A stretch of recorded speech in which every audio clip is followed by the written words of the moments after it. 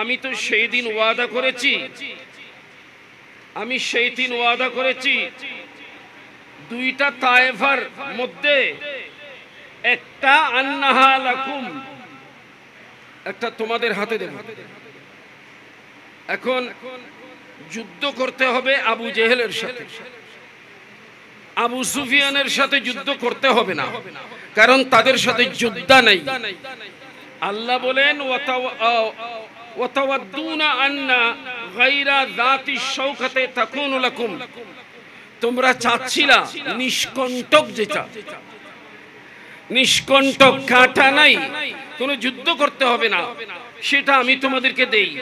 কিন্তু আল্লাহ বলেন ওয়ায়ুরিদুল্লাহু আন ইউহিক্কাল হাক্কা বিকালিমাতিহি, কিন্তু আল্লাহ চাচ্ছিলেন হককে হক হিসাবে দেখায় দেবেন, বাতিলকে বাতিল হিসাবে জাহির করে দেবেন। সেটা আবু সুফিয়ানের সাথে তোমাদের টক্কর হলে বোঝা যেত না, আবু জেহেলের সাথে হয়েছে। আমি তোমাদের সাথে ছিলাম, আবু জেহেলের সাথে নয়। তাই ওয়াকাম মিন ফিআতিন কালিলাতিন গালাবাত ফিআতান কাসীরাতান বিইذনিল্লাহ, আল্লাহ চাইলে অল্প সংখ্যক মানুষকে হাজার হাজার মানুষের উপর বিজয় দান করতে পারেন। সেটার প্রমাণ যদি চাই তাহলে বদরের ময়দানে চলে যেতে হবে। কিভাবে সাহাবায়ে কেরাম আল্লাহর রাসূলের ইতাআত করেছেন। রাসূল বলেছেন কি করবা, সামনে আবু জেহেল আবু সুফিয়ান চলে গেছে, তোমরা কি করবা? সাহাবায়ে কেরাম বলেছেন ইয়া রাসূলুল্লাহ, আমরা কি মুসা কালিমুল্লাহর সাহাবী? আমরা আপনাকে বলবো যে আপনি যান, আপনার খোদাকে নিয়ে যান, এটা তো বলবো না। জীবনের শেষ রক্তবিন্দু দিয়ে হলেও আমরা আপনার সাথে আছি। আচ্ছা, একটা কথা চিন্তা করেন, মক্কার জমিনে এমন একটা সময় ছিল যখন আল্লাহর হাবিব হেঁটে যাওয়ার সময় পাগল পাগল বলে চিৎকার করেছে। আল্লাহর হাবিবের চলার পথে কাঁটা গেড়ে দিয়েছে, আল্লাহর হাবিবকে পাথর মেরেছে, একটা সময় ছিল।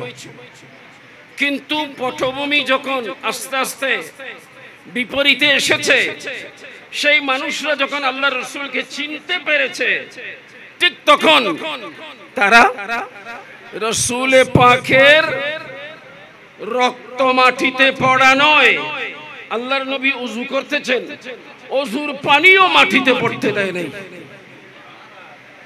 ওযুর পানি তুতু মুবারক ফেলতেছেন, তুতু।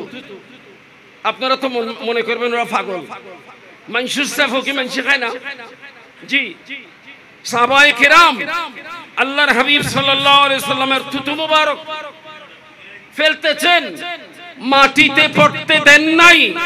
ওনারা হাতে নিয়েছেন, ওই তুতু মুবারক খেয়েছেন, নয়তো মুখে বুকে মালিশ করেছেন। ওযুর পানি মাটিতে পড়তে দেন নাই। সেই সাহাবায়ে কেরাম ছিলেন বদরের ময়দানে, ইয়া রাসূলুল্লাহ, আমরা আপনাকে ছেড়ে যাব না, আমরা আছি আপনার সাথে, আপনি চিন্তা করবেন না।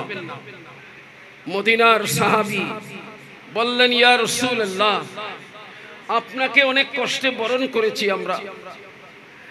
ওই যে আরব সাগরে তরঙ্গ বিক্ষুব্ধ ঢেউ উঠতেছে, আপনি যদি বলেন সেই ঢেউয়ের মধ্যে আমরা ঝাঁপ দেব।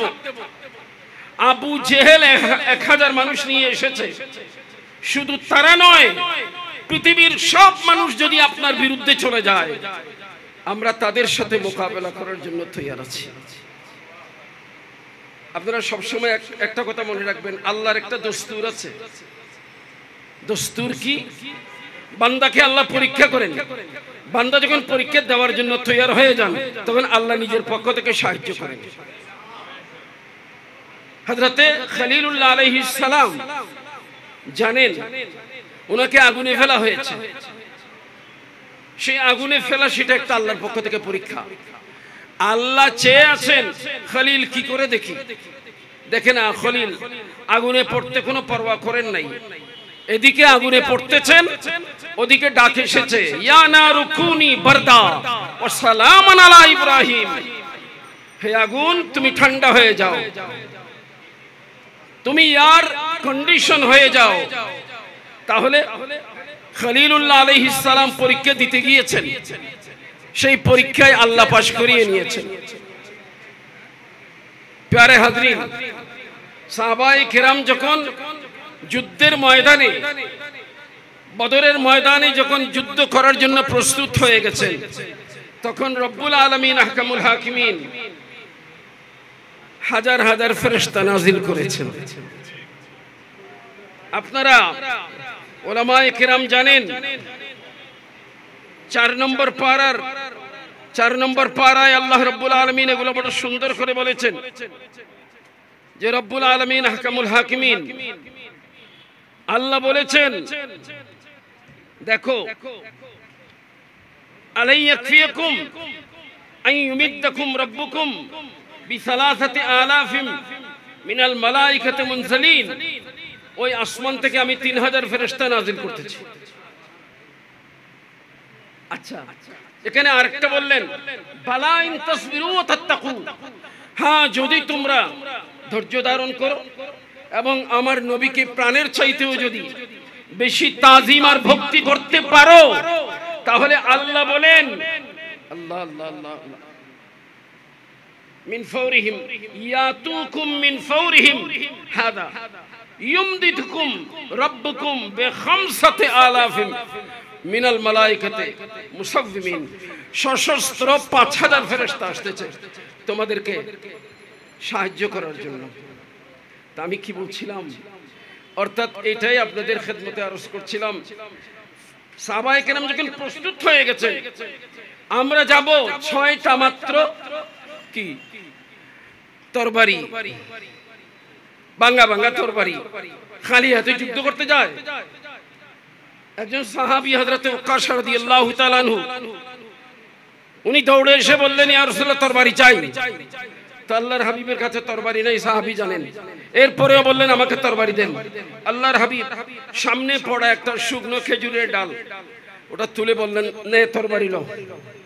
সাহাবীটা বলেন নাই, হুজুর ইতারা তুন করলা ফোলা দি তরবারি আর আরে দিতে লাগবেন তো ফো না, খাজরুর ডাকবো, জি না, নবীর হাত থেকে নিয়েছেন বিসমিল্লাহ করে, শুকনো খেজুরের ডাল তরবারি হয়ে গেছে। সুবহানাল্লাহ। এটা বললে এগুলো কি শেষ হবে? আমি শুধু আরজ করছিলাম, সেদিন তারা যখন প্রস্তুত হয়েছেন নিজের জান কোরবান করার জন্য, আল্লাহ রাব্বুল আলামিন তখন সবকিছু নাজিল করেছেন। আজকে কিন্তু আমরা নিজের জান নিয়ে আছি, ঈমান নিয়ে নাই। জান নিয়ে আছি, ঈমান নিয়ে নাই। আমরা যদি সত্যিকার অর্থে এদিকে জান এদিকে ঈমান, অনেক সময় এখন আমরা জানের দিকে যাব, ব্যবসার দিকে যাব, ঘরবাড়ির দিকে যাব, আত্মীয় স্বজনের দিকে যাব, আল্লাহ রাসূলকে এক পাশ করে ফেলব, যার কারণে আমাদের উপর ফেরেশতা নাজিল হচ্ছে না। আল্লাহ যেন বদর থেকে, সাহাবে বদর থেকে, শুহাদায়ে বদর, মুজাহিদিনে বদর থেকে আল্লাহ আমাদেরকে শিক্ষা নেওয়ার তৌফিক দান করুন। আমিন। আসসালামু আলাইকুম ওয়া রাহমাতুল্লাহ।